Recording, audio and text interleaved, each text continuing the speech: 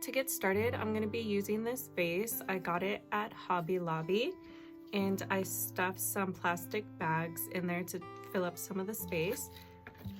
And I just cut down a piece of foam. I'm not even going to glue it in there. I reuse a lot of my stuff, so you can absolutely glue everything in, but I'm not going to be doing that.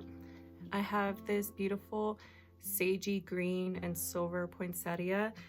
This whole arrangement is from Hobby Lobby this year, and I'm just going to poke it through, and I'm going to focus it more towards the outside. And then I also have this piece, and I'm going to put it on the opposite side to balance it out. And I'm just shoving it into the foam. Again, you can glue it if you want to, but it holds up pretty well, usually for me. And then I just cut off some of these from a bigger pick, and I'm just gonna scatter these throughout. And I also have, these are my favorite greenery from Hobby Lobby. They're frosted eucalyptus, so I'm gonna go ahead and add those in.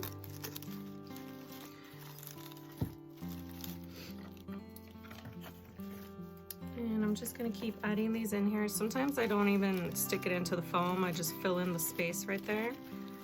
And then just arrange the poinsettia. And then to get the other side.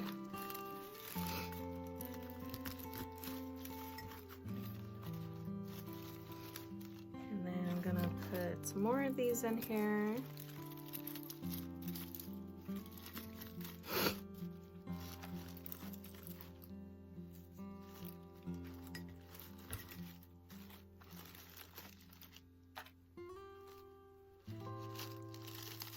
This is a really quick and easy floral arrangement. It's very beginner friendly.